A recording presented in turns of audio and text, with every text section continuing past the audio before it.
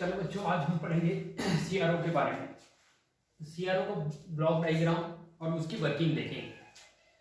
CRO के block diagram में ये ब्लॉक के माध्यम से ये सारा का सारा डिस्कशन करेंगे आज, और उसमें सप्लाई कैसे दिया जाएगा।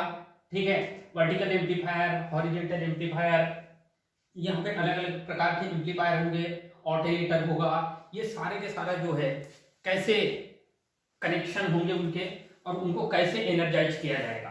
ठीक है, यहाँ पे हम ब्लॉक डायग्राम में देखेंगे कि सीआरओ में इनपुट कहाँ से दिया जाता है। ठीक है, और हमको स्क्रीन में कैसे आउटपुट मिलेगा। तो सीआरओ का मेन जो इनपुट क्या दिया जाएगा, तो इलेक्ट्रिकल सिग्नल दिया जाएगा। कैसे सिग्नल दिया जाएगा? इलेक्ट्रिकल सिग्नल के रूप में। अब ये इलेक्ट्रिकल सिग्नल जो ऐसे सिग्नल देंगे, इलेक्ट्रिकल के जो सिग्नल तो दोगे आप, लेकिन इसमें ऐसे सिग्नल दोगे जो समय के अनुसार परिवर्तित होते हो। ठीक है, जो विद्युत सिग्नल देना है वो समय के अनुसार परिवर्तित होने वाले विद्युत सिग्नल देना है हमको। ठीक है, क्योंकि क्या होता है कि इसमें समय के अनुसार जो भी सिग्नल परिवर्तित होते हैं उन्हीं का विजुअली डिस्प्ले प्रदान कराता है। कौन प्रदान कराता है? तो आपका जो ये सीआरटी के जो पर्दे पर कौन प्रदान कराएगा? यहाँ पे हमारा सीआरओ, कैथोड रे ऑसिलोस्कोप। इसका पूरा नाम क्या है? Cathode ray oscilloscope. इसका ब्लॉक डायग्राम ठीक है समझने का प्रयास करेंगे। ठीक है, अब इसमें जो ये है कि इलेक्ट्रिकल जो सिग्नल है, टाइम के अकॉर्डिंग चेंज होने वाले जो इलेक्ट्रिकल सिग्नल होते हैं उनका विजुअली डिस्प्ले हमको कहाँ दिखाई देगा? तो सीआरटी के पर्दे पर। कहाँ दिखाई देगा? ये स्क्रीन है, स्क्रीन या पर्दे पर हमको विजुअली डिस्प्ले दिखाई देगा। और ये यहाँ पे जो है 2 डायमेंशनल सिग्नल मिलेगा हमको। जो स्क्रीन या पर्दा जो होता है वो 2 आयामी, मतलब ये 2 डायमेंशनल 2D के फॉर्म में हमको, इंग्लिश में बोलते हैं 2D के फॉर्म में क्या देगा? आउटपुट देता है विजुअली। ठीक है, जिसको हम मेजरमेंट करते हैं। ठीक है, तो विजुअली जो सिग्नल होगा ये हमें कहां पे मिलेगा? ये पर्दे पर मिलेगा। ठीक है, ये स्क्रीन होगा, ये सीआरटी का स्क्रीन होगा। तो ये सीआरटी का भाग हो गया, सीआरटी भी इसका मेन पार्ट है। तो हम बोलते हैं कि सीआरओ का हार्ट किसे कहते हैं, है ना।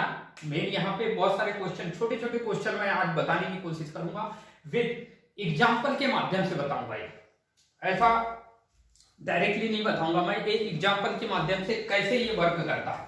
कोई भी एक सामान्य एग्जाम्पल जो आपके लाइफ साइकिल में होता है, ऐसा एग्जाम्पल लेंगे और उस एग्जाम्पल के माध्यम से इसको समझने का प्रयास करेंगे। ठीक है, तो हम देखते हैं कि ये जो सीआरओ का ये वाला जो ये पूरा का पूरा जो डायग्राम है, ये पूरा सीआरओ का डायग्राम है। ठीक है, ब्लॉक डायग्राम है, कौन किससे कनेक्टेड है, पावर का फ्लोवेशन, इसमें एनर्जी या सिग्नल का फ्लोवेशन कैसे होगा, ये डायरेक्शन मैंने बता दिया। ठीक है, यहाँ पे वर्टिकल प्लेट है, हॉरिजॉन्टल प्लेट है, कैसे वर्क करेगी, ये सारा चीज अपने को देखना है आज। ठीक है, तो मेन है आपका कि सीआरओ का जो हार्ट किसे कहा जाता है। ठीक है, हार्ट मतलब होता है दिल। ठीक है, तो सीआरओ का जो हार्ट होता है वो किसे कहा जाता है, ये कभी कभी एग्जाम में पूछ लेता है। तो सीआरटी ये दिख रहा है आपको, सीआरटी के बारे में हमने पढ़ चुके हैं, पूरी डिटेल में पढ़ चुके हैं। तो ये सीआरटी को ही, ठीक है, कैथोड रे ट्यूब, कैथोड ये है सीआरटी, ये पूरा जो भाग है यहां से इतना जो भाग है ये क्या है? सीआरटी। तो सीआरटी को सीआरओ का हार्ट कहा जाता है। मतलब ये कि हिंदी में क्या बोलेंगे कि सीआरओ का जो दिल होता है किसे कहा जाता है? तो ये सीआरओ का दिल है भैया। ठीक है, मतलब ये कि जैसे हमारे मनुष्य, हमारा हार्ट बीट, मतलब ये कि हमारा हार्ट चल रहा है, मतलब हम जीवित हैं। ठीक है, तो अगर मान लो यहाँ सिग्नल दिखाई देंगे, यहाँ पे जो भी सिग्नल हम मेजरमेंट करेंगे उसको देखना है, तो इसको कार्य कराना पड़ेगा। ठीक है, इसके बिना कोई काम नहीं होगा। ठीक है, हम जिंदा हैं हमारे हार्ट के कारण। किसके कारण जिंदा है? हार्ट के कारण। अगर वो जिस दिन काम करना बंद कर दिया उस दिन हमारी लाइफ खत्म हो चुकी रहती। उसी प्रकार क्या होगा कि ये जो सीआरटी है, सीआरटी जिस दिन काम करना बंद कर दिया उस दिन यहाँ पे सिग्नल दिखना बंद हो जाएंगे। ठीक है, तो मेन है, तो यही क्वेश्चन मैंने अभी बताया कि सीआरओ का जो दिल किसे कहा जाता है, दिल। ठीक है, तो ये किसे कहा जाएगा, तो सीआरटी को कहा जाता है, ये याद रखना है अपने को। ठीक है, सीआरओ का दिल होता है। ठीक है, क्योंकि ये जब काम करेगा तो हमको पर्दे पर कुछ दिखाई देगा, जो भी सिग्नल है वो दिखाई देंगे। ठीक है, और वो सिग्नल क्या रहेंगे, तो 2 डायमेंशनल सिग्नल रहेंगे। कौन से सिग्नल होंगे, 2 डायमेंशनल, 2D के फॉर्म में होगा। अब ये 2D क्या होता है, 2 डायमेंशनल क्या होता है, तो 2D मतलब ये है कि यदि कोई, जो भी हम वेवफॉर्म बनाते हैं या कोई भी डायग्राम बनाते हैं, वो उसमें जो एक्स एक्सिस और वाई एक्सिस के अनुसार हम जो भी डायग्राम बनाते हैं, मतलब 2 एक्सिस होती है हमारे पास। कितने एक्सिस होती है, 2 एक्स। ठीक है, एक होती है एक्स एक्स और ये होती है वाई। और इसी के अकॉर्डिंग जो भी हमको जो डायग्राम मिलता है, एसी मिलता है, सर्किट मिलता है, कोई भी मिल रहा है, तो ये क्या है, 2D के फॉर्म में एक्स एक्सिस और वाई एक्सिस के बीच में हमको जो डायग्राम मिल रहा है उसे कहते हैं 2D या 2 डायमेंशनल। ठीक है, तो 2 डायमेंशनल के रूप में हम यहाँ पे क्या होता है, सीआरटी के पर्दे पर हम जो भी क्वांटिटी को मेजरमेंट करते हैं। अब ये सीआरओ के बहुत बहुत खासियत है। ठीक है, अभी हम इसका ब्लॉक डायग्राम देखेंगे, फिर उसके बारे में पूरी डिटेल, इसके जितने भी कंपोनेंट है, कौन कौन से कंपोनेंट क्या काम करते हैं, उसके बारे में हम देखेंगे। ठीक है, तो सीआरटी का दिल किसे कहा जाता है वो बता दिया मैंने आपको। ठीक है, और क्या क्या बता दिया, सीआरटी के जो पर्दे पर कौन सी मतलब ये कि 2 डायमेंशनल क्वांटिटी प्राप्त होती है। कौन सी क्वांटिटी, कौन सी राशि प्राप्त होती है, तो 2 डायमेंशन। ठीक है, जो पर्दे की स्क्रीन या पर्दे पर हमको दिखाई देती है, और उसी को हम क्या करते हैं, मेजरमेंट करते हैं। तो ये चीज आपका हो गया। अब मैं इसकी मेन थोड़ी सी खासियत बता देता हूं कि ये नॉन लीनियर डिवाइस होती है। ये कौन सी इलेक्ट्रॉनिक डिवाइस होती थी, ये नॉन लीनियर होती है। ठीक है, नॉन लीनियर मतलब होता है अरेखीय। ठीक है, ये अरेखीयता की प्रॉपर्टी रखता है, क्योंकि हमको जो सिग्नल आउटपुट में जो सिग्नल मिलते हैं वो कैसे मिलते हैं, नॉन लीनियर प्रॉपर्टी वाले। कौन से, नॉन लीनियर। तो ये सीआरटी कौन सी प्रॉपर्टी रखता है। ठीक है, कभी ये क्वेश्चन आ जाता है कि इनमें से कौन सी प्रॉपर्टी सीआरओ रखता है, तो नॉन लीनियर कंडीशन में ये काम करता है। ठीक है, नॉन लीनियर मतलब होता है कि जो ऐसे सिग्नल जो समय के अनुसार, ठीक है, चेंज होते रहते हैं, है ना, टाइम के अकॉर्डिंग, या तो पॉजिटिव या निगेटिव, ये ऐसे चेंज होते रहते हैं। मतलब ये कि एक स्ट्रेट लाइन में नहीं चलते। ठीक है, एक सीधी रेखा में सिग्नल चलेंगे तो उसको बोलते हैं लीनियर सिग्नल। ठीक है, लेकिन यहाँ पे जो सिग्नल आउटपुट में जो भी सिग्नल हम मेजरमेंट करेंगे वो नॉन लीनियर प्रॉपर्टी रखने वाले सिग्नल को मेजरमेंट करेंगे। मतलब ये है कि सीआरओ कौन से सिग्नल को मेजरमेंट करता है, तो नॉन लीनियर और एक ही सिग्नल को मेजरमेंट करता है। ये हो गया। दूसरी बात, सीआरओ क्या क्या माप सकता है और क्या क्या नहीं माप सकता, ये चीज हमको पता होना चाहिए। ठीक है, इसमें नॉन लीनियर की प्रॉपर्टी रखता है, मतलब ये है कि कोई भी सिग्नल है ऊपर नीचे, ये क्या है, टाइम के अकॉर्डिंग ये क्या हो रहा है, ऊपर नीचे मान चेंजेस आ रहे हैं। ठीक है, तो इसे क्या बोलेंगे, नॉन लीनियर। अगर जैसे कि मान लो हम देखते हैं, जब हम ओम के नियम का सत्यापन करते हैं तो एक लीनियर रेखा प्राप्त होती है। ठीक है, जैसे ये वोल्टेज है और ये करंट है, इन दोनों के बीच में ये आर की जो लाइन होती है ये क्या होता है, लीनियर होती है। तो ऐसी लाइन को क्या बोलेंगे, लीनियर।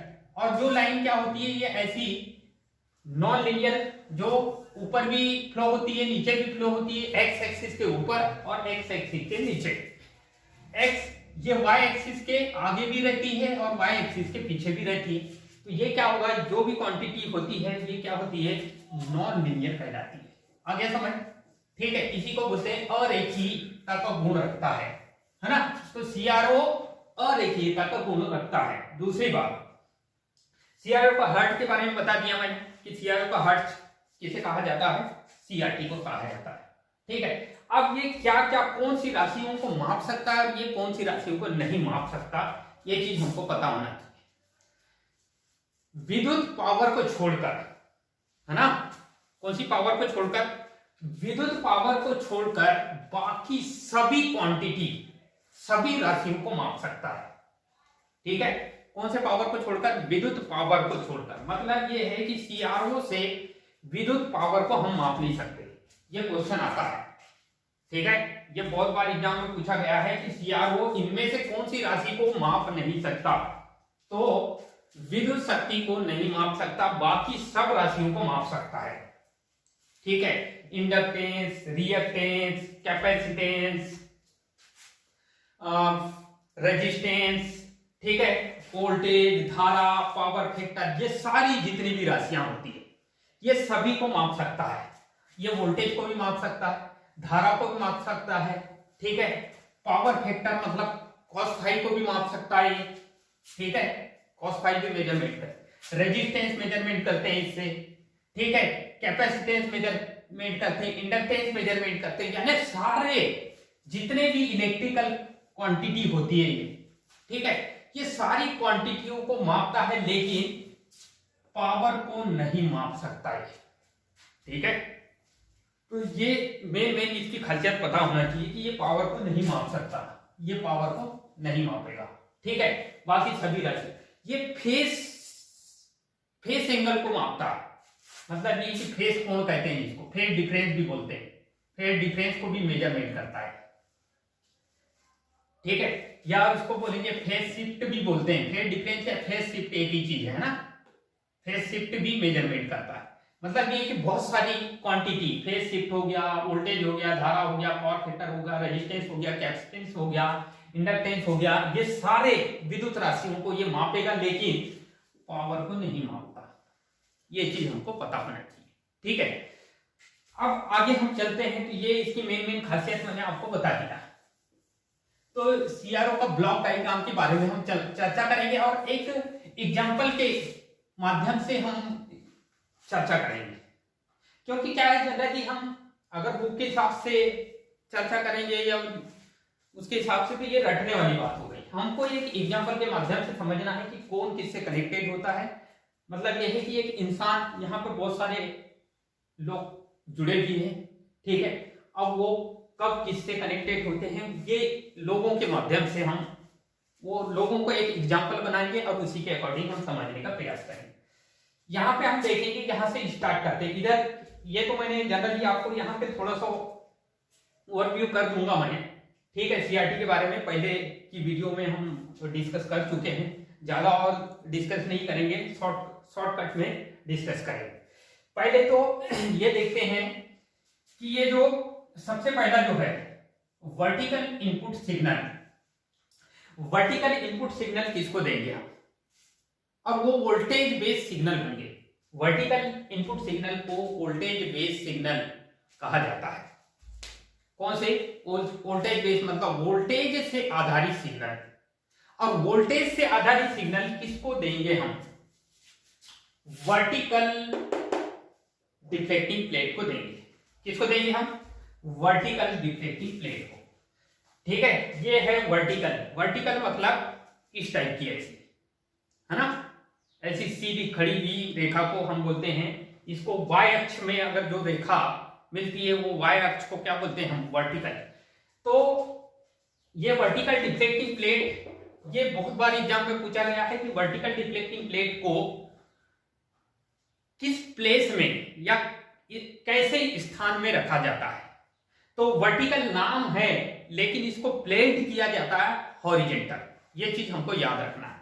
मतलब जो वर्टिकल प्लेट होती है, ठीक है, जैसे मान लो ये डायग्राम बना रहा हूं मैं यहाँ तो ये समझाने के लिए बताया बस।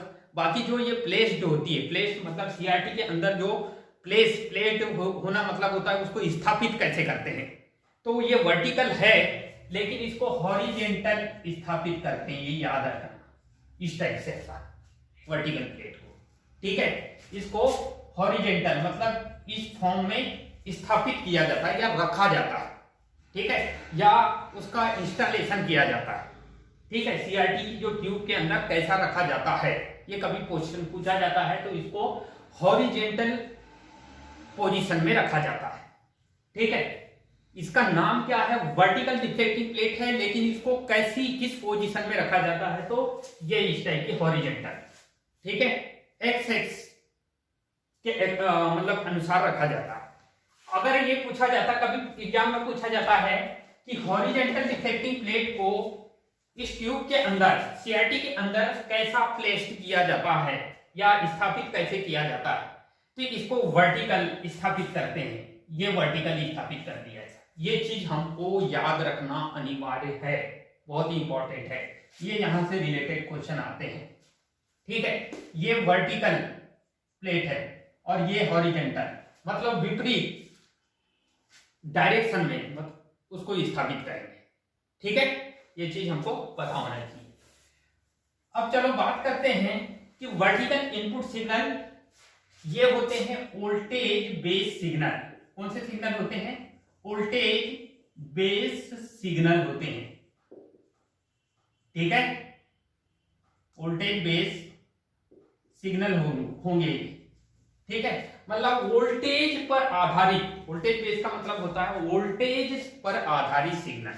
और ये जो सिग्नल है वो किसको देते हैं, हम वर्टिकल प्लेट को देते हैं। वर्टिकल मतलब ऊर्ध्वाधर। ठीक है, ऊर्ध्वाधर प्लेट को हम जब देंगे, वर्टिकल प्लेट या ऊर्ध्वाधर प्लेट को जब ये सिग्नल देंगे, तो ये कौन से सिग्नल होते हैं, तो ये वाले जो सिग्नल होते हैं ये साइनोसाइडल सिग्नल दिया जाता है। ये याद रखना है, वर्टिकल प्लेट को कौन से सिग्नल दिया जाता है, तो वर्टिकल प्लेट को साइनोसाइडल मतलब जा तरंग सिग्नल दिया जाता है, इनपुट सिग्नल दिया जाता है। ठीक है, अब दूसरी बात है हॉरिजेंटल। हॉरिजेंटल मतलब क्षैतिज जो प्लेट होती है उसको कौन से सिग्नल देंगे हम, तो टाइम बेस्ड सिग्नल देंगे। ठीक है, उसको कौन से सिग्नल देंगे, टाइम बेस्ड सिग्नल देंगे, लेकिन वो सिग्नल किस टाइप के होंगे।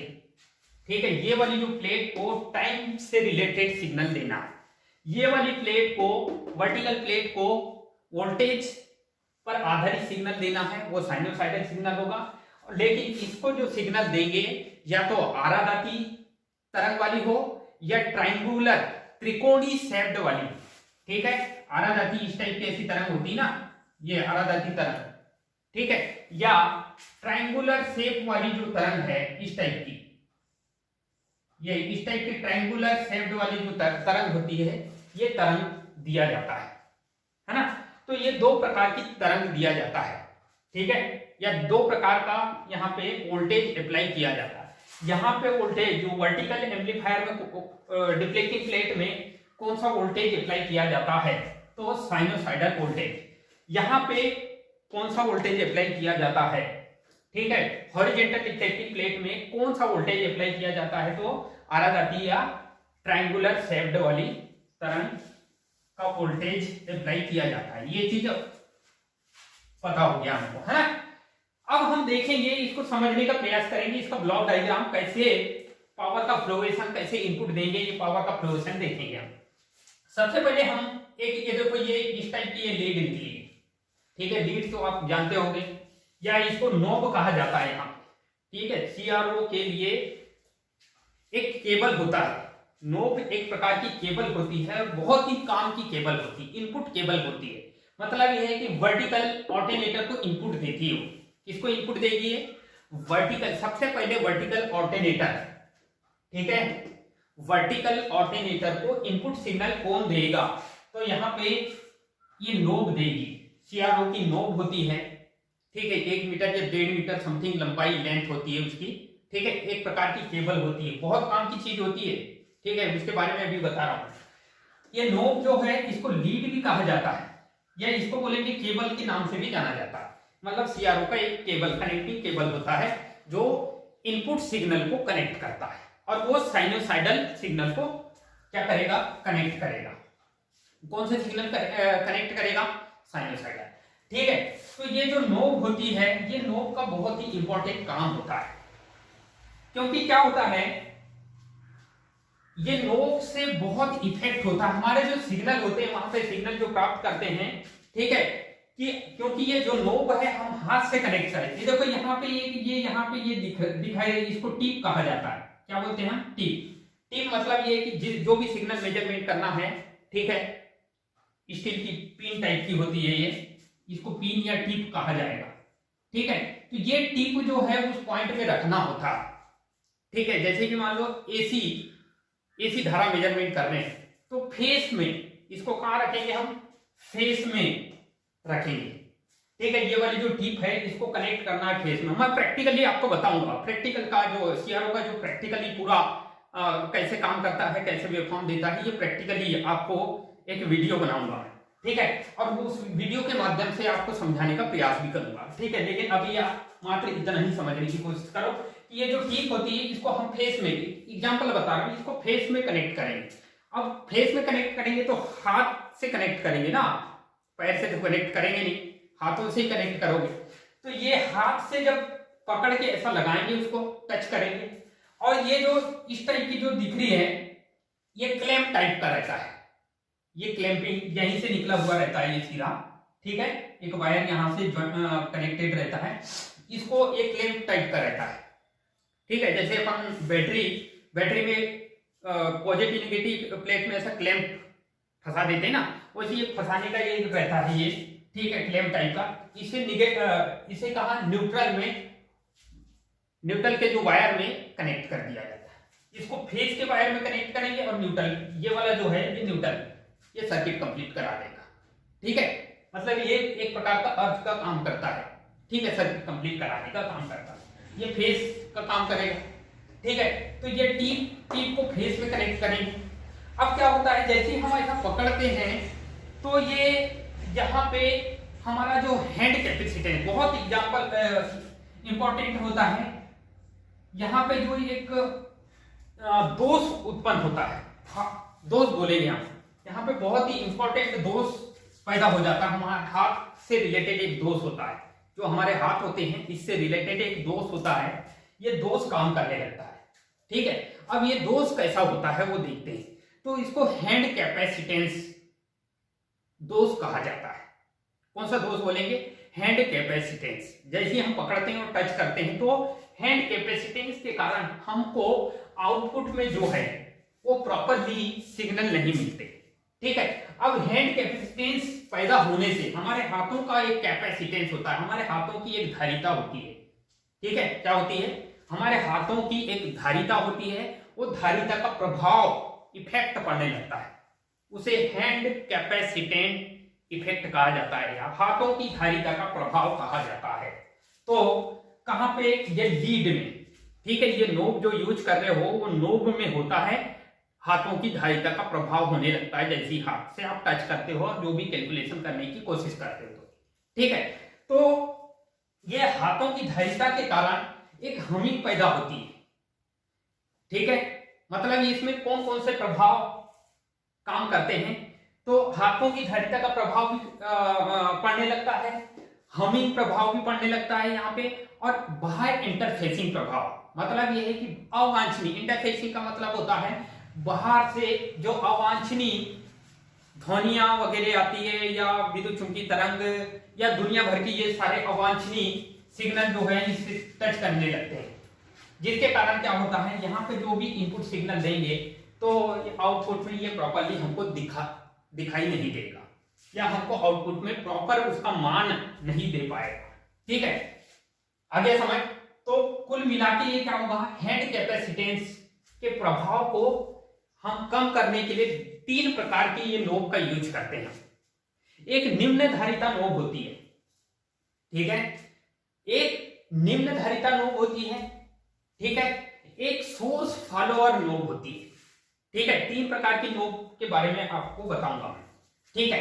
एक निम्न धारिता नोब, ठीक है, ये बाद में हम पूरा का पूरा डिटेल में अध्ययन करेंगे कि निम्न धारिता नोब का यूज कहां किया जाता है, कौन सी आवृत्ति को मेजरमेंट करने के लिए किया जाता है, निम्न आवृत्ति, उच्च आवृत्ति, मध्यम आवृत्ति, ये सारे चीज होते हैं। तो इसमें तीन प्रकार की नोब कनेक्ट करते हैं हम, ठीक है। एक निम्न धारिता नोब, ठीक है, एक होती है सोर्स फॉलोअर और एक होती है डिटेक्टर नोब। डिटेक्टर नोब एक होती है सोर्स फॉलोअर नोब, इसको हाई इंपीडेंस नोब के नाम से भी जाना जाता है, ठीक है। और एक होती है डिटेक्टर नोब, ठीक है, डिटेक्टर नोब।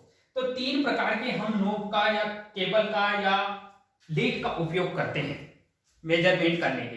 ये इनके वजह से हमारा जो होता है इंटरफेसिंग, बाह्य इंटरफेसिंग मैंने अभी बताया आपको, या जो हैंड कैपेसिटेंस है, इनका जो इफेक्ट हो जाता है वो कम हो जाता है अगर ये वाली केबलों का यूज करते हो।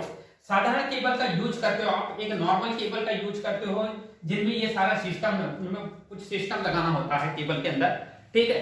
अगर उसका यूज करते हो, इनका यूज करते हो, तो जो निम्न धारिता जो हैंड कैपेसिटेंस है उसका इफेक्ट थोड़ा कम हो जाएगा, ठीक है, हमिंग प्रभाव थोड़ा कम हो जाएगा और बाह्य इंटरफेसिंग इफेक्ट भी कम हो जाएगा, ठीक है, अगर इनका यूज कर रहे हैं आप तो, ठीक है। तो इतना तो आपको ये चीज समझ आया होगा कि ये जो केबल है, केबल से क्या होता है।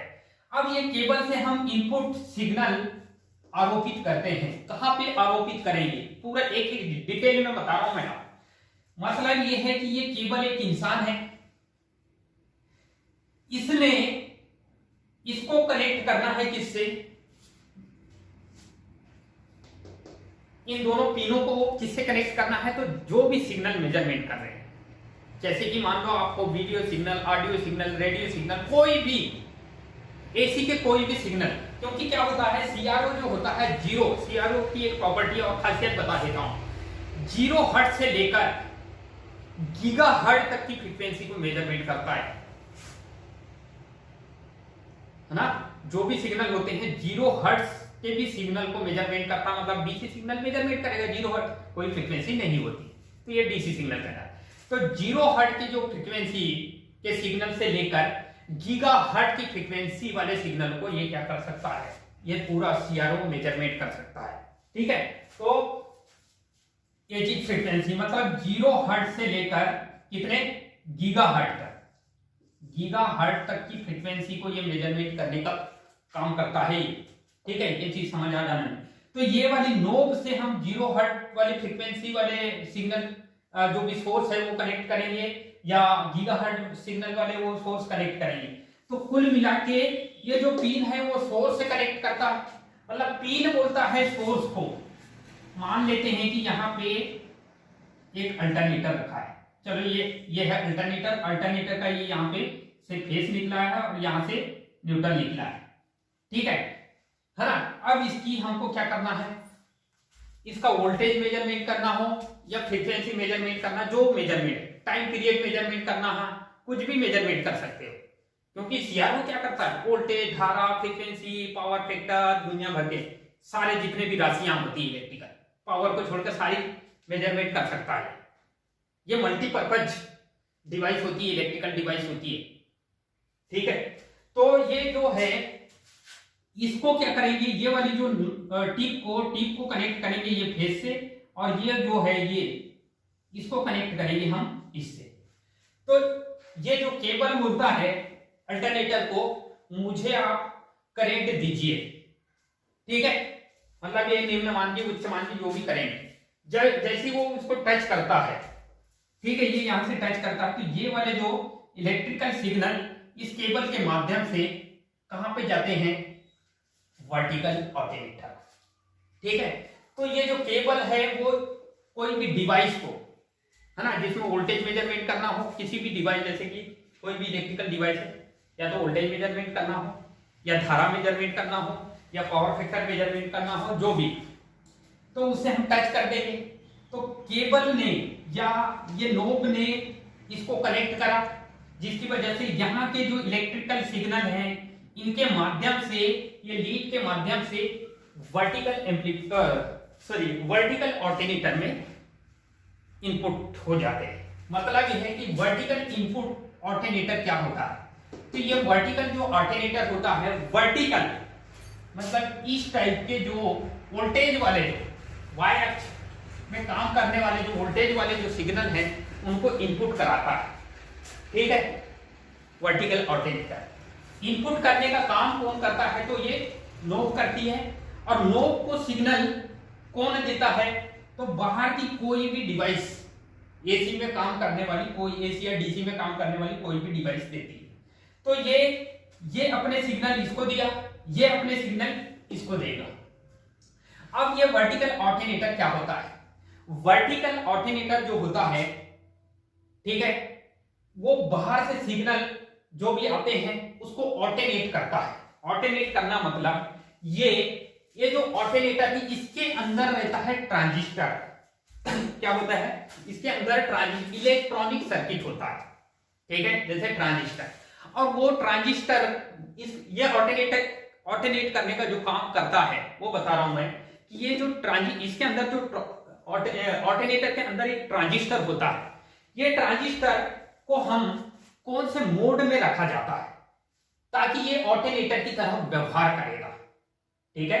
ट्रांजिस्टर का मोड होता है, ट्रांजिस्टर में 4 प्रकार के मोड होते हैं, एक्टिव मोड, पैसिव मोड, है ना, ठीक है, कट ऑफ मोड, और हम बोलेंगे और सॉरी, ये 4 मोड में काम करता है ट्रांजिस्टर, ठीक है। एक होता है एज ए स्विच के रूप में भी काम करता है, एज ए दोलित, है ना। ट्रांजिस्टर कौन कौन से रूप में काम करता है और कौन कौन से मोड वहां पे अप्लाई किया जाता है, तो एज ए स्विच, ठीक है, एज ए एम्पलीफायर, है ना, एम्पलीफायर, ट्रांजिस्टर एम्पलीफायर की तरह भी व्यवहार करता है, स्विच की तरह व्यवहार करता है कि नहीं, कंडक्टर की तरह व्यवहार करता है, चालक की तरह भी व्यवहार करता है, और किसके तरह, एज ए ऑल्टरनेटर की तरह व्यवहार करता है।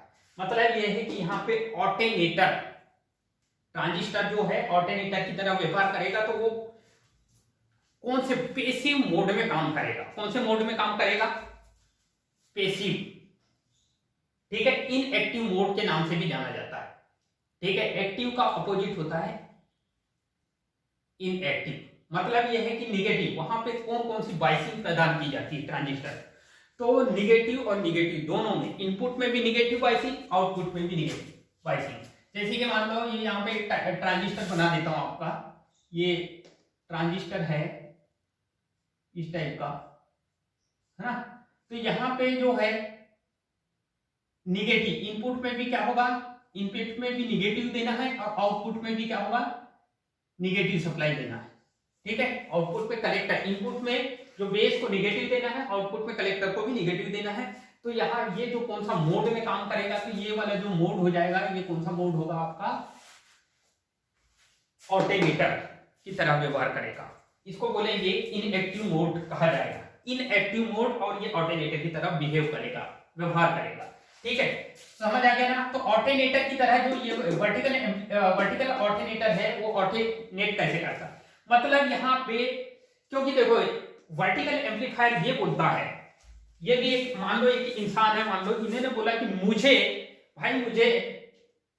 निम्न मान के सिग्नल चाहिए, ठीक है, ये किसको बोलता है, वर्टिकल ऑल्टरनेटर को बोलता है कि भैया ये जो है वर्टिकल एम्पलीफायर, मुझे निम्न मान के सिग्नल चाहिए, क्योंकि एम्पलीफायर जो है इनपुट के आधार पर 2 प्रकार के होते हैं, ठीक है, एम्पलीफायर इनपुट के आधार पर 2 प्रकार के होते हैं, एक लार्ज सिग्नल एम्पलीफायर और एक होता है स्मॉल सिग्नल एम्पलीफायर, ठीक है।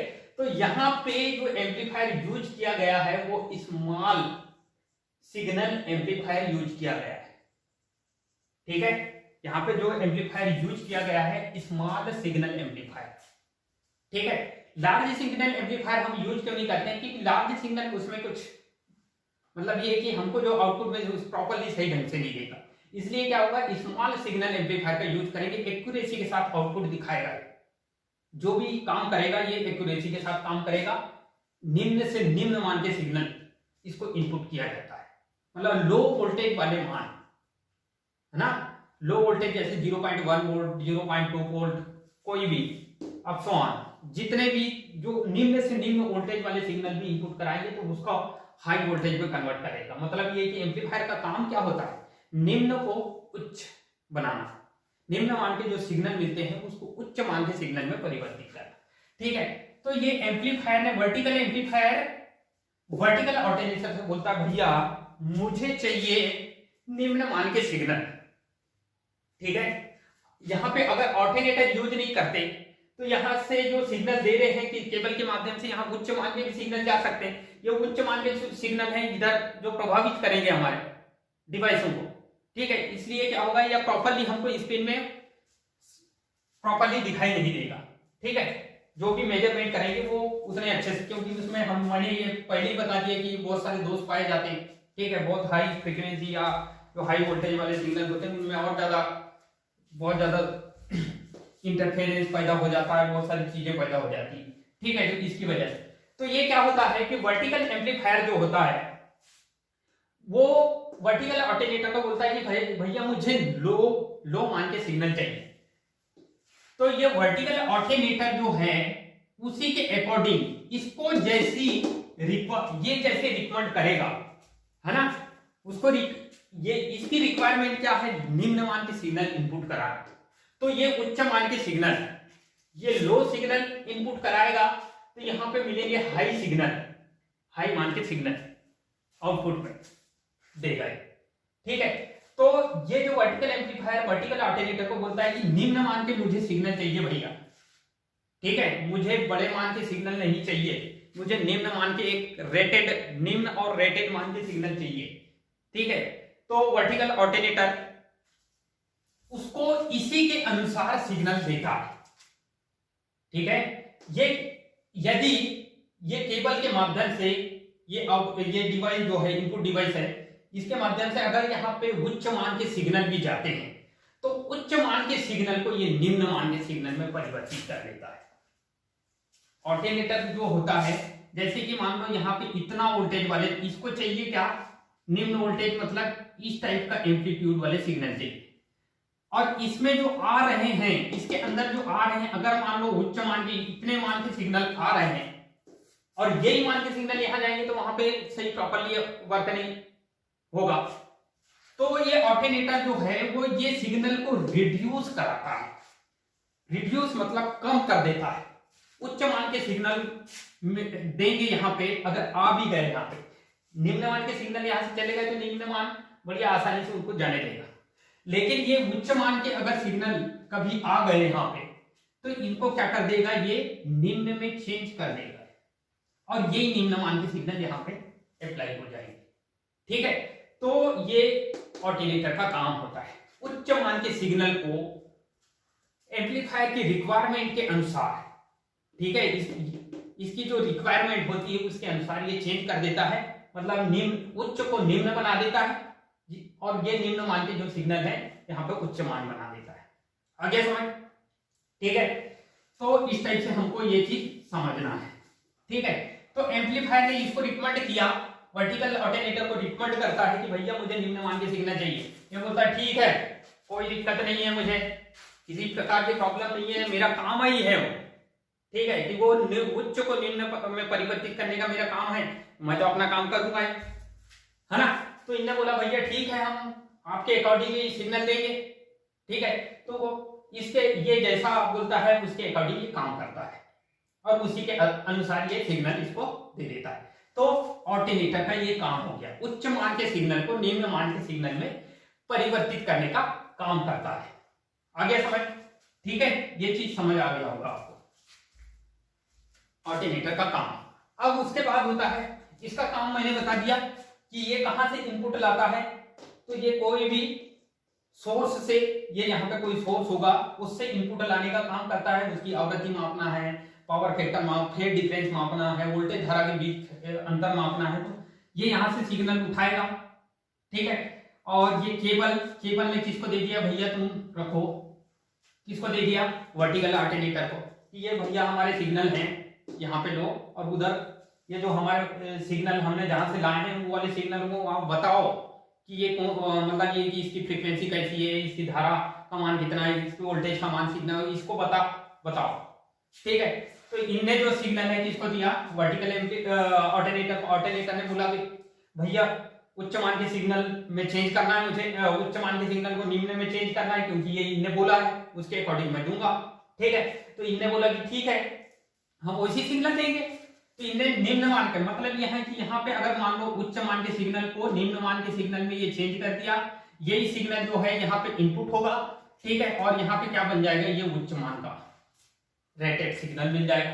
अब ये उच्च मान के जो सिग्नल है वो सीधा कहाँ जा रहे हैं, वर्टिकल डिफ्लेक्टिंग प्लेट में, ठीक है। तो वर्टिकल जो एम्पलीफायर है वो अपने जो सिग्नल किसको दे रहा है, तो वर्टिकल डिफ्लेक्टिंग प्लेट को। अब vertical deflecting plate electrostatic plate होती है, मैंने बताया था कि ये जो होती है ये बीम को क्या करती है, ऊपर नीचे वर्टिकल डायरेक्शन में, है ना, वाई अक्ष के डायरेक्शन में ऊपर नीचे चलाने का कार्य करवाती है, जिसके अकॉर्डिंग क्या होता है, यहाँ पे हमको वोल्टेज वाले सिग्नल मिलते हैं, ठीक है, वाई अक्ष में वोल्टेज वाले सिग्नल प्राप्त होंगे ही ना, ठीक है। तो ये इतना काम हो गया। वर्टिकल एम्पलीफायर का संबंध किससे डायरेक्टली है, फोकसिंग कहता हूं, वर्टिकल डिफ्लेक्टिंग प्लेट को ये सप्लाई दे देता है, वोल्टेज से आधारित सप्लाई यहाँ पे दे दिया उसने, ठीक है, इनपुट दे दिया। अब भैया तुम जैसा भी जो भी काम करना है सीआरटी को दे दिया, इसने सीआरटी के अंदर प्रवेश करा दिया। ये इतना, ये वाली लाइन आपको आई होप कि ये जो है यहाँ पे जो सिग्नल है ये टाइम बेस्ड सिग्नल, मैंने वोल्टेज बेस्ड सिग्नल देना है हमको, क्योंकि वर्टिकल एम्पलीफायर को चाहिए कौन से सिग्नल, वोल्टेज बेस्ड सिग्नल, ठीक है। ये जो वर्टिकल एम्पलीफायर है ये वोल्टेज बेस्ड सिग्नल को ही पे ही वर्क करता है, ठीक है। अब बात आती है हमारी यहाँ पे ये दूसरी कंडीशन, ये बता रहा हूं मैं आपको, ये है क्या, यहाँ पे दो पिन लगे हुए हैं ये, ठीक है, 2 पिन सॉकेट है यहाँ पे, ठीक है। ये सॉकेट का संबंध पावर, ठीक है, ये पावर सप्लाई है, ठीक है, ये कौन सी सप्लाई है, तो ये पावर सप्लाई बोलेंगे इसको, ठीक है। यहां से पावर सप्लाई, ठीक है, और पावर सप्लाई से कनेक्शन किसका होता है, तो EHT यहां पे बना देता हूं, ठीक है, एक्स्ट्रा हाई टेंशन। अब ये पावर सप्लाई जो होता है किस किस को पावर सप्लाई करेगा, तो ये पावर सप्लाई जो है वर्टिकल एम्पलीफायर को भी वोल्टेज देगा, इसको भी वोल्टेज देगा, वर्टिकल ऑल्टरनेटर को जब भी काम करेंगे, है ना, ठीक है। तो इनको पावर सप्लाई की आवश्यकता होती है, कौन सी, तो यहां से हम देते हैं, इनको जितना वोल्टेज चाहिए, इसको जितना वोल्टेज चाहिए, ये पावर सप्लाई बना के देता है, ठीक है।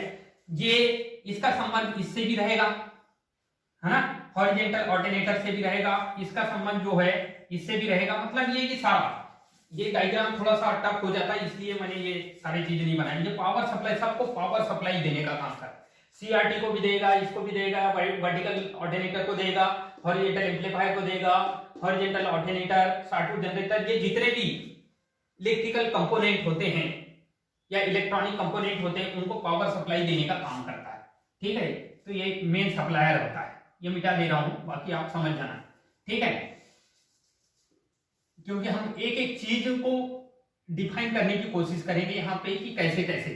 अब देखो ये 2 पिन सॉकेट पावर सप्लाई, ठीक है, इनको भी सप्लाई देगा और EHT को भी सप्लाई देगा।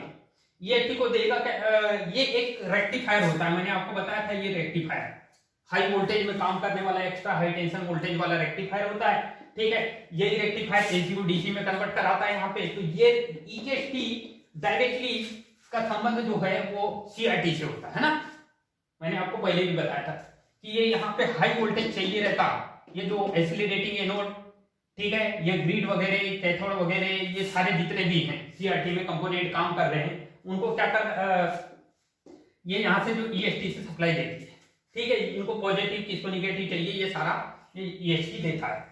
ये इसके बारे में भी कनेक्शन आपका हो गया, ठीक है। ये इसके बारे में मैंने बता चुका हूं आपको कि ये क्या काम करता है। फिर उसके बाद है दूसरा जो है सेम इसी का जो जैसे काम करने वाली है टाइम बेस लाइन की बात करते हैं। तो हम यहाँ पे चलो इसको मिटा देते हैं, हम ये टाइम बेस की देखेंगे हम। हॉरिजॉन्टल ऑल्टरनेटर, ठीक है, हॉरिजॉन्टल ऑल्टरनेटर है, साटू जनरेटर है और ट्रिगर है और हॉरिजॉन्टल एम्पलीफायर है। अब ये जो है ये पूरे का संबंध किससे है, तो ये इससे संबंध है, हॉरिजॉन्टल डिफ्लेक्टिंग प्लेट, ठीक है। इसको सिग्नल देंगे, कौन देंगे, तो ये यहां से सिग्नल मिलेंगे, ठीक है। तो ये वाले जो सिग्नल होंगे ये होंगे टाइम बेस्ड सिग्नल। कौन से सिग्नल, टाइम बेस्ड सिग्नल, जो एक्स एक्सिस में काम करते हैं, एक्स अक्ष को वोल्टेज देने का काम करेंगे। ठीक है, ये एक्स अक्ष है, इसको वोल्टेज देने का काम कौन करेंगे, तो ये वाले पूरे डिवाइस। अब यहाँ पे देखो हॉरिजेंटल ऑल्टरनेटर, हॉरिजेंटल ऑल्टरनेटर का जो संबंध है, ये देखो इसका जो आउटपुट गया है ये कहां गया है, ये देखो ये गया हॉरिजेंटल एम्पलीफायर। कहां पे गया है, हॉरिजेंटल एम्पलीफायर। अब मैंने आपको बताया था कि यहाँ पे ये वाली जो प्लेट होती है, हॉरिजेंटल प्लेट है, इसको चाहिए या तो सॉटूथ वेवफॉर्म चाहिए, या सॉटूथ मतलब आरागति वेवफॉर्म चाहिए, या ट्रायंगुलर शेप वाली वेवफॉर्म चाहिए। तो ये जो ट्रायंगुलर और सॉटूथ ये वाली जो तरंग है वो बनाने का काम कौन करेगा, तो ये ट्रिगर सर्किट। ठीक है, ये टाइम बेस एक्सटर्नल मतलब ये है कि ये इसको हम ट्रिगर, ये जो ट्रिगर है ये पूरे को जो होता है हम सिंक्रोनाइज करने का काम करते हैं। और ये जो ट्रिगर सर्किट है ये इसको बोलते हैं सिंक्रोनाइजर के नाम से भी जाना जाता है। ये जो ट्रिगर है इसको सिंक्रोनाइजर, अब सिंक्रोनाइजर एक वर्ड यूज होता है, सिंक्रोनाइजर नाइजेशन। अब ये सिंक्रोनाइजेशन कैसे करता है, क्या क्या किस किस का सिंक्रोनाइजेशन करता है, तो देखो वर्टिकल इनपुट में जो वर्टिकल डिफ्लेक्टिंग प्लेट में जो signal input signal vertical signal आ रहे हैं और वो समय के अनुसार परिवर्तित हो रहे हैं, ठीक है, टाइम के अकॉर्डिंग चेंज हो रहे हैं, तो इसका जो संबंध है ये यहां से एक वायर कनेक्ट कर रहा हूं मैं, जो ये ट्रिगर सर्किट को ऐसा, तो ये क्या करता है, मैच करता है। मैचिंग करवाने का मतलब ये है कि यहाँ पे जो एक्सटर्नल हम आरागति या वाले जो सिग्नल देंगे टाइम पर आधारित, टाइम से रिलेटेड काम करने वाले जो एक्सटर्नल जो सिग्नल देंगे यहाँ पे आरागति या, ठीक है, ट्रायंगुलर शेप वाले जो सिग्नल देंगे, ये बात इसकी जो आवृत्ति है ना, और इसकी आवृत्ति को मैच करवाता है। ठीक है, क्योंकि ये बोलता है कि भैया, ठीक है, ये जो हॉरिजॉन्टल एम्पलीफायर ये बोलता है कि ऐसे सिग्नल देना, ट्रिगर ये वाले ये पूरे डिवाइसों को ये बोलता है कि मुझे ऐसे सिग्नल चाहिए जो इसकी फ्रीक्वेंसी जैसे हो, ठीक है, या इसका जो ये ऊपर नीचे जो समय के अनुसार परिवर्तित हो रहे हैं उसी के अकॉर्डिंग मुझे ऐसे सिग्नल चाहिए, तो मैं प्रॉपरली काम करूंगा ताकि मैं एक्स में जो टाइम से रिलेटेड काम करूंगा मैं, ठीक है, तो मुझे ऐसा वोल्टेज चाहिए, ठीक है, जो इसी के अकॉर्डिंग काम करे। तो कुल मिला के क्या हो रहा है कि ये वाले जो सिग्नल का टाइम पीरियड और ये सिग्नल का टाइम पीरियड एक जैसा होना चाहिए। ये सिग्नल की फ्रीक्वेंसी और ये वाला जो इसके आउटपुट की जो फ्रीक्वेंसी है, वर्टिकल एम्पलीफायर की जो आउटपुट की जो फ्रीक्वेंसी है, वो वर्टिकल एम्पलीफायर के आउटपुट की फ्रीक्वेंसी और एक्सटर्नल इनपुट की जो फ्रीक्वेंसी है, एक्सटर्नल इनपुट सिग्नल की जो फ्रीक्वेंसी है उसको सिंक्रोनाइज करने का काम कौन करता है, तो ट्रिगर। क्या करता है, ट्रिगर। सिंक्रोनाइज मतलब, सिंक्रोनाइजेशन का मतलब होता है धारा समान हो, वोल्टेज समान हो, पावर समान हो, ठीक है, फेज कोण समान हो, फ्रीक्वेंसी समान हो, इसको बोलते हैं ना सिंक्रोनाइजेशन, मतलब सेम कंडीशन में काम करना। जब तक कि हम इन दोनों को सिंक्रोनाइज नहीं करेंगे, ये वाले सिग्नल और इसके सिग्नल को सिंक्रोनाइज नहीं करेंगे, तो हमको प्रॉपरली यहां पे सही आउटपुट नहीं मिलेगा। आ गया समझ, ठीक है, तो हमको क्या है, एक्सटर्नल इनपुट सिग्नल और ये जो वोल्टेज पर आधारित जो सिग्नल है इनको सिंक्रोनाइज करना होता है, और उनको सिंक्रोनाइज करने का काम कौन करता है, तो ट्रिगर। ठीक है, ये ट्रिगर का काम होता है, ठीक है, मतलब यह है कि इनपुट जो वोल्टेज पर आधारित, मतलब यह है कि वाई प्लेट पर जो सिग्नल आरोपित किया जाता है उसका जो समय के अनुसार ये वाले इनपुट सिग्नल होते हैं, एक्सटर्नल इनपुट सिग्नल, उनका जो समय है उसको मैच करवा के इनको सिग्नल देता है। अगर ये सिग्नल मैच करवाते हैं तो ये यहाँ पे इनपुट देगा, अगर मैच, ठीक है, जैसे इसकी फ्रीक्वेंसी 5 हर्ट्ज है तो ये भी ये यहाँ पे इनपुट जो पल्स देगा वो 5 हर्ट्ज की बना के देगा इनको, और ये यहाँ पे 5 हर्ट्ज मिलेगा, ठीक है, जिसके कारण मैच हो जाएगा। तो ये मैचिंग करवाने का काम करता है, सिंक्रोनाइज कहलाता है। यहाँ पे हम सिंक्रोनाइज कंडीशन में यूज करते हैं ये दोनों प्लेटों को। इन दोनों प्लेटों को एज ए सिंक्रोनाइजेशन करवा दिया जाता है, क्योंकि जब तक इन दोनों को सिंक्रोनाइज नहीं करेंगे तो दोनों एक्स एक्स और वाई एक्स में जो भी हम क्वांटिटी मेजरमेंट करेंगे तो उसी के अकॉर्डिंग, अगर मान लो जब बोलता हूं मैं आपको कि जैसे ये वाला जो वोल्टेज है वो इतने टाइम के लिए ऊपर जा रहा है, यहां से यहां मैक्सिमम मान को प्राप्त कर रहा है, तो यहाँ पे जो एक्सटर्नल सिग्नल है वो भी इसको जो वोल्टेज देंगे उसी के अकॉर्डिंग आराधति जो तरंग रहेगी उसी के अकॉर्डिंग मैक्सिमम मान प्राप्त करेगा। ये साइनोसाइडल तरंग के अकॉर्डिंग ये मैक्सिमम प्राप्त करेगा, ठीक है, तभी ये प्रॉपर्ली अच्छे से वर्क करेंगे। आ गया समझ? ठीक है, तो ये सिंक्रोनाइजेशन करने का काम। ट्रिगर सर्किट जो है वो क्या होता है, एक्सटर्नल इनपुट से आराधति तरंग हुआ या आराधति तरंग या ट्रायंगुलर शेप की तरंग को लेता है, ठीक है, और यहां से कुछ इनपुट प्राप्त करता है, ठीक है, फीडबैक करता है यहां से, ठीक है, वर्टिकल एम्पलीफायर से कुछ सिग्नल को जो फीडबैक करता है, और ये वाले सिग्नल और ये वाले सिग्नल को मैच करवाता है, और मैच करवा के साटूथ जनरेटर को ट्रिगर करता है। क्या करता है, साटूथ जनरेटर को ट्रिगर करेगा। जब साटूथ जनरेटर ट्रिगर होगा तो ये इसका संबंध जो हॉरिजॉन्टल एम्पलीफायर है, ठीक है, हॉरिजॉन्टल एम्पलीफायर से संबंध है इसका। देखो ये यहां से सीधा ये हॉरिजॉन्टल एम्पलीफायर से सीधा कहां गया, हॉरिजॉन्टल रिफ्लेक्टिंग प्लेट को सप्लाई प्रदान करेगा। तो ये वाला ऑल्टरनेटर क्या करेगा, तो ये जो यहाँ पे एक्सटर्नल इनपुट जो सिग्नल दे रहे हैं, ठीक है, देखो इसका संबंध यहाँ पे ऑल्टरनेटर से, ये यहाँ से इससे तो कर दिए हैं लेकिन ये यहाँ से भी कनेक्ट है। तो ये क्या हो रहा है कि ऑल्टरनेट करना, मतलब उच्च मान के यहाँ पे सिग्नल आ रहे हैं, एक्सटर्नल इनपुट सिग्नल जो है समय पर आधारित, ये किस पर आधारित है, टाइम के अनुसार कार्य करने वाले जो सिग्नल है, time base signal, time base, ठीक है, टाइम बेस वाले जो सिग्नल है वो कहां आ रहे हैं, ट्रिगर में आ रहे हैं। और ट्रिगर जो है वो इसको ये वाले जो सिग्नल और ये वाले सिग्नल को क्या कर रहा है, मैचिंग करवा रहा है, मैचिंग करवा के सीधा साटूथ जनरेटर को देता है। साटूथ जनरेटर का भी काम बताऊंगा, ठीक है, उसकी पूरी वर्किंग, ठीक है, साटूथ जनरेटर से सीधा एम्पलीफायर को जाता है। अब ये एम्पलीफायर को जाने से पहले ये क्या है, उसको ऑल्टरनेट कर देता है। ऑल्टरनेट करना मतलब ये होता है हॉरिजॉन्टल, जैसे मैंने यहाँ पे बताया था कि उच्च मान के सिग्नल को निम्न मान के, क्योंकि हॉरिजॉन्टल एम्पलीफायर जो है वो निम्न को उच्च बनाएगा, ठीक है, क्योंकि हॉरिजॉन्टल एम्पलीफायर ये बोलता है भैया मुझे निम्न मान के सिग्नल चाहिए, ऐसा रिक्वायर करता है कि मुझे निम्न मान के सिग्नल चाहिए, ठीक है।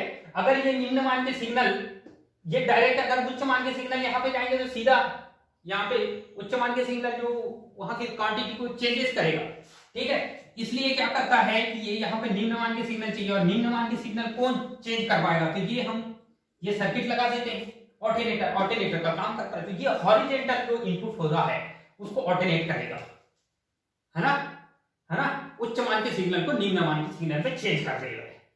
जब ये उच्च मान के सिग्नल को ये, क्योंकि ये यहां से डायरेक्ट कनेक्ट है, ठीक है।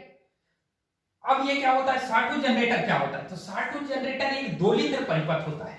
कौन सा परिपथ होता है, दोलित्र। अब दोलित्र क्या होता है, तो दोलित्र मतलब डीसी को एसी में चेंज करना दोलित्र कहलाता है।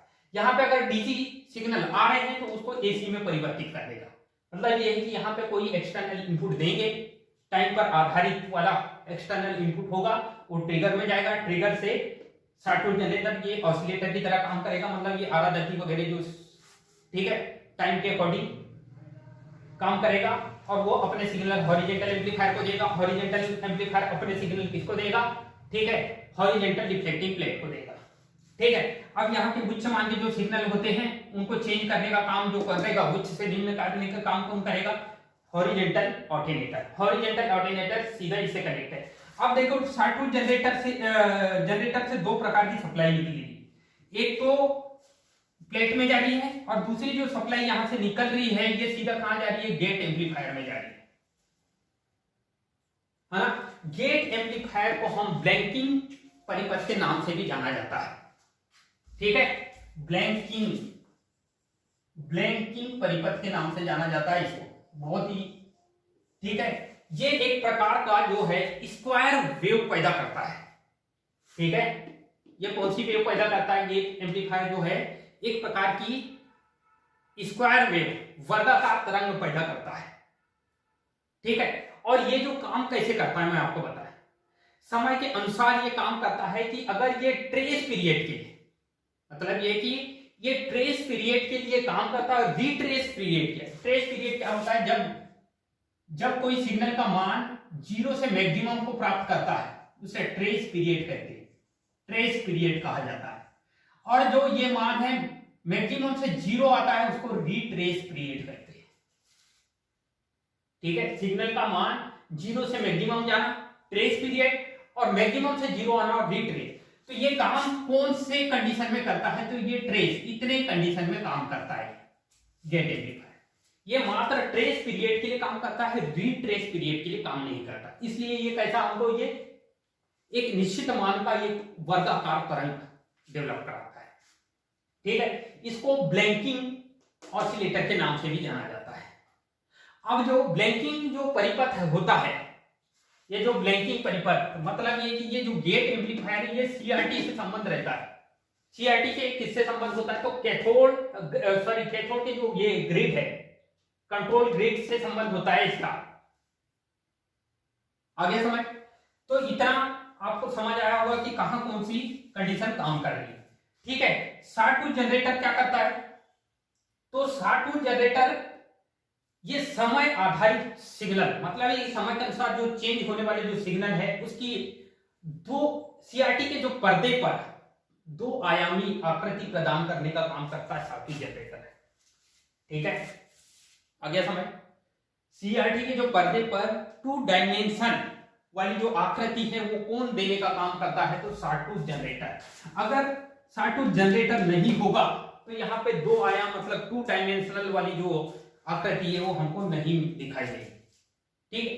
तो सीआरटी के जो पर्दे पर 2 डायमेंशनल आकृति प्रदान करवाने का काम जो होता है ये शॉर्ट जनरेटर का होता है।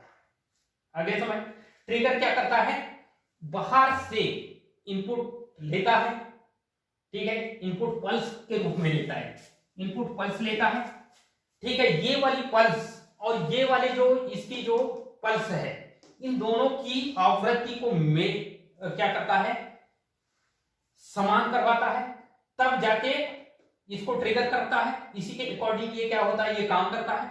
जब ये वर्क करेगा मतलब आवर्ती तरंग और जो भी तरंग देगा, ठीक है, वो समय आधारित तरंग होगी और वो तरंग जो है सीधा एम्पलीफायर में जाने से पहले वो क्या होता है? ऑल्टरनेट हो जाती है, क्योंकि ऑल्टरनेट करवा देता है। ऑल्टरनेट होने के बाद सीधा कहां जाती है? जो सप्लाई है वो ये वाला जो वोल्टेज है, टाइम बेस वाला जो वोल्टेज है वो सीधा सीआरटी हॉरिजॉन्टल डिफ्लेक्टिव प्लेट में जाएगा और हॉरिजॉन्टल डिफ्लेक्टिव प्लेट को मिलने लगेगा। आगे समझ, तो ये ऐसा पूरा का पूरा एज ए ये ब्लॉक डायग्राम आपको मैंने समझाने का प्रयास किया कि कहां से कैसा। देखो ये इस टाइप से ये हो गया, यहां से ये सीधा ऐसा सर्किट जाएगा, ठीक है। फिर यहीं से कुछ सप्लाई जो है ये यहाँ पे गेट एम्पलीफायर को, ठीक है, ब्लिंकिंग ऑसिलेटर की तरह व्यवहार करेगा ये, ठीक है। फिर उसके बाद ये यहाँ पे जो टाइम बेस वाले जो वोल्टेज है उसको, ठीक है, उच्च मान का रहेगा तो उसे निम्न करवाने का काम कौन करेगा? तो हॉरिजॉन्टल ऑल्टरनेटर, ठीक है, उच्च को निम्न करवाता है, ठीक है। आगे समझ, ये पावर सप्लाई बता दिया मैंने, बाहर से सप्लाई देंगे, ठीक है। ये सारे जो जितने भी डिवाइस हैं उनको पावर सप्लाई ये इनको भी देगा और सीआरटी को भी देगा। सीआरटी को देने से पहले ईएसटी में जाएगा, ईएसटी एक रेक्टिफायर होता है, ठीक है। अब ये रेक्टिफायर से सीधा कहां होता है? ये देखो 2 पिन में जाएगा, हीटर कनेक्ट होता है, ये पिन को सप्लाई मिलेगी। हीटर क्या काम करता है? तो इनसे इलेक्ट्रॉन का, कैथोड से इलेक्ट्रॉन, कैथोड काय का बना होता है, कैथोड और ग्रिड, ठीक है। तो ये भी काय के बने होते हैं, कैथोड और जो ग्रिड होते हैं निकेल के बने होते हैं, ये याद रखना आपको। ये निकेल के बनाया जाता है क्योंकि ये रेजिस्टिव धातु है, प्रतिरोधी धातु है, बहुत इंपॉर्टेंट धातु है, जो ये निकेल के होते हैं, निकेल कोटेड होते हैं, ठीक है। तो ये हीटर नाइट्रोम का होता है। ये नाइट्रोम का जो हीटर है वो गर्मी, अपनी जो गर्मी है वो किसको देगा? यहाँ पे तो ये कैथोड को देगा। कैथोड बोलता है हीटर को कि भैया मुझे गर्मी दीजिए, मैं इलेक्ट्रॉन निकाल के बताता हूं, मैं अपने सरफेस से पूरे के पूरे इलेक्ट्रॉन उत्सर्जित करके बताता हूं, लेकिन मुझे क्या चाहिए, हीट चाहिए। क्या चाहिए, हीट। अब ये यहाँ पे जो कैथोड में जो हीट होता है वो डायरेक्ट हीटिंग होता है, ये क्वेश्चन आता है एग्जाम में कि ये जो सीआरटी के अंदर जो कैथोड होता है उसमें इलेक्ट्रॉन का उत्सर्जन कैसा होता है, प्रत्यक्ष रूप से या अप्रत्यक्ष। कई बार एग्जाम में पूछा गया, जेई की एग्जाम हो या आईटीआई से रिलेटेड कोई जो एग्जाम हो, कॉम्पिटिटिव एग्जाम हो, इसमें पूछा जाता है कि जो सीआरटी के कैथोड से इलेक्ट्रॉन का उत्सर्जन कैसा होता है। तो सीआरटी में कैथोड से इलेक्ट्रॉन का उत्सर्जन अप्रत्यक्ष रूप से, डायरेक्ट नहीं होता, अप्रत्यक्ष है ना, अप्रत्यक्ष रूप से गर्म करता है। तो कैथोड होता है किससे बोलेगा कि भैया ये हीटर से बोलेगा कि हीटर मुझे उष्मा चाहिए, हीट चाहिए, मैं इलेक्ट्रॉन उत्सर्जित करके बताता हूं। ठीक है, हीटर किससे बोलेगा, हीटर गर्म कैसे होगा, तो हीटर बोलेगा, ये ईएसटी को बोलेगा मुझे सप्लाई दीजिए, है ना, मुझे डीसी सप्लाई दीजिए, मैं हीट करके बताता हूं। ठीक है, क्योंकि ये क्या होता है, इलेक्ट्रिकल एनर्जी को हीट एनर्जी में कन्वर्ट करता है। ठीक है, ये जो है कैथोड क्या करता है, तो कैथोड जो है उष्मा उत्सर्जन, हीट इमिशन के सिद्धांत पे काम करता है। हीट इमिशन मतलब होता है कि जैसे ही उसको उष्मा मिलती है इलेक्ट्रॉन का उत्सर्जन कर ले, उसे बोलते हैं हीट इमिशन के सिद्धांत पे काम करता है कैथोड। ठीक है, फिर उसके बाद यहाँ पे ग्रिड है। ग्रिड क्या करता है, तो ग्रिड को भी कौन सी सप्लाई दिया जाता है, निगेटिव। कैथोड को भी कौन सी सप्लाई दिया जाता है, निगेटिव। ग्रिड क्या करता है, तो ये जालीदार ग्रिड होती है ना, जालीदार ग्रिड कहते हैं इसको, या ग्रिड कंट्रोलर भी, कंट्रोल ग्रिड के भी नाम से जाना जाता है। ठीक है, तो इलेक्ट्रॉन की संख्या को नियंत्रित करेगा। यहाँ पे जैसे जो भी इलेक्ट्रॉन जितने भी निकल रहे हैं उनकी संख्या को नियंत्रित करता है। तो जैसे कि इस टाइप से ऐसे इलेक्ट्रॉन ऐसे निकल रहे हैं, इस टाइप से ऐसा निकल रहे हैं, तो ये जो इलेक्ट्रॉन्स हैं यहाँ बता रहा हूं, चलो इस टाइप से ऐसे इलेक्ट्रॉन बहुत सारे, क्योंकि ये ऐसी प्लेन, ये सिलेंड्रिकल सरफेस है, ये खोखली सरफेस है, यहां से इलेक्ट्रॉन ऐसे निकलेंगे, उसके सरफेस के पृष्ठ से निकलेंगे। तो अब कितने भेजना है, जैसे कि मान लो यहाँ 2 3 लाइन 4 लाइन में निकल रहे हैं, तो ये वाली लाइन को ब्लॉक कर देगा वो, और बाकी 3 लाइन को, अगर इसका निगेटिव वोल्टेज और बढ़ाऊंगा तो ये 2 लाइन को ब्लॉक कर देगा और मात्र 2 लाइन से इलेक्ट्रॉन को निकालेगा। तो ऐसा करवाने का काम कौन करता है, तो ये इलेक्ट्रॉन की संख्या को नियंत्रित कंट्रोल ग्रिड, ये काय का बनाया जाता है, निकेल का बनाया जाता है। ठीक है, कंट्रोल ग्रिड जो है निकेल का बनाया जाता है ना, निकेल एक धातु होती है। फिर यहां से इलेक्ट्रॉन कहां चले गए, मान लो यहां से ऐसे इलेक्ट्रॉन निकले। ठीक है, अब इलेक्ट्रॉन को एक्सिलरेट कौन करेगा, तो यहां पे सबसे होता है प्री एक्सिलरेटिंग एनोड। ठीक है, ये इलेक्ट्रॉन को आकर्षित करता है, क्या करता है, ये इलेक्ट्रॉन को खींचता है अपने अंदर। ठीक है, जैसे इलेक्ट्रॉन को खींचता है तो वो ये कैपाइड जैसा होता है, सिलेंड्रिकल जैसे होता है, तो यहां से इलेक्ट्रॉन को यहां तक खींचा, मतलब उसको खींच रहा है, मतलब वो कि हाई स्पीड से खींचता है। ठीक है, मतलब ये कि गति बढ़ाने का, ये इलेक्ट्रॉन थोड़ा तेज स्पीड से आए। ठीक है, तो स्पीड बढ़ाने का जो काम होता है वो क्या होता है, प्री एक्सिलरेटिंग एनोड को। ठीक है, ये इसको धनात्मक सप्लाई देते हैं, क्योंकि वो इलेक्ट्रॉन को खींच रहा है ना, इलेक्ट्रॉन को खींच रहा है, मतलब कौन सी सप्लाई दोगे आप, निगेटिव सप्लाई, पॉजिटिव सप्लाई देना पड़ेगा। इलेक्ट्रॉन कौन सी चार्ज होता है, निगेटिव चार्ज होता है, तो निगेटिव पॉजिटिव को आकर्षित होगा, तो आकर्षित होगा तो इसकी स्पीड बढ़ेगी। अब ये सीधा, ये इलेक्ट्रॉन कहां जा रहे हैं, सीधा ये आपका जो बीच वाला जो है ये फोकसिंग एनोड, फोकसिंग एनोड यहां पे जो काम का बहुत ही इंपॉर्टेंट काम करता है, जिसने स्पीड बढ़ा दिया। फोकसिंग जो एनोड होता है, जैसे ये इलेक्ट्रॉन जो है ऐसी संख्या में आ रहे हैं, ग्रुपिंग में आ रहे हैं। ठीक है, मतलब फैल के आ रहे हैं, इलेक्ट्रॉन यहां से निकलेंगे तो पूरे फैल के निकलेंगे और यहां जाएंगे। लेकिन ये जो है फोकसिंग एनोड जो होता है, इनको क्या कर देता है, रिड्यूस करा देता है ऐसा। ठीक है, फोकसिंग एनोड का जो काम होता है, इसने स्पीड से खींच लिया, मतलब ये कि स्पीड थोड़ी बना लिया, स्टार्टिंग वाली स्पीड बना लिया। ठीक है, मतलब इलेक्ट्रॉन की जो स्पीड जो है उत्सर्जित हो रही है, उनकी स्पीड स्टार्टिंग वाली स्पीड बढ़ा दिया। बढ़ाने का काम कौन करता है, प्री मतलब प्राथमिक एक्सिलरेटिंग एनोड। फिर जो फोकसिंग एनोड जो है उसको क्या करता है, ये इलेक्ट्रॉन की जो पूरी ये ग्रुपिंग में आ रहा है उसको बीम में कन्वर्ट कर देता है। बीम मतलब होता है सीधी रेखा, रिड्यूस कर देता है एक सीधी लाइन में, डायरेक्ट ये सीधी लाइन यहां से यहां डायरेक्ट फोकस हो। अगर ये फोकसिंग एनोड का यूज नहीं करेंगे तो ये ऐसा फैल के जाएगी, जो इलेक्ट्रॉन्स हैं इधर उधर फैल के जाएंगे। इलेक्ट्रॉन को हमको क्या करना है, बीम बनाना है। इलेक्ट्रॉन की लेजर बीम कहते हैं, लेजर बीम लाइट, ठीक है। सीधा जो किसी भी बिंदु पर सीधा स्पॉट होती है, मतलब एकदम पतली लाइन होती है। तो मतलब ये कि ये मोटी लाइन वाले जो इलेक्ट्रॉन है उसको पतली लाइन वाले इलेक्ट्रॉन की रेखा में परिवर्तित करना, इसको बोलते हैं इलेक्ट्रॉन बीम। क्या बोलते हैं हम, इलेक्ट्रॉन बीम, सीधा। और ये बीम डायरेक्ट यहां जाके फोकस होती है। तो फोकसिंग एनोड का जो काम होता है वो मोटे बिखरे हुए इलेक्ट्रॉन को एकदम रिड्यूस करा के इलेक्ट्रॉन बीम में परिवर्तित करने का काम करता है। तो ये इलेक्ट्रॉन बीम यहां में ऐसी परिवर्तित हो गई, मतलब ये रिड्यूस हो गई, कुल मिला के ऐसी रिड्यूस हो गई और ये इलेक्ट्रॉन बीम ऐसी जाएगी। आगे समझ, ठीक है। अब ये यहां पे रिड्यूस हो गई, तो ये जो है पोस्ट एक्सेलरेटिंग एनोड, इसका काम होता है इसकी गति को और तेज करना, स्पीड बढ़ा देना, ठीक है। ये भी क्या होगा, पॉजिटिव वोल्टेज देना होता है, हाई वोल्टेज देना होता है। तो इसकी गति को और उसने तेज कर दिया। प्री एक्सेलरेटिंग एनोड ने क्या कर दिया, गति थोड़ी सी और बढ़ा दिया, इसे क्या कर दिया, रिड्यूस कर दिया। रिड्यूस कर दिया मतलब इलेक्ट्रॉन बीम के रूप में बना दिया, मतलब ये कि बहुत मोटी लाइन थी उसको पतली लाइन में कन्वर्ट कर दिया, ठीक है।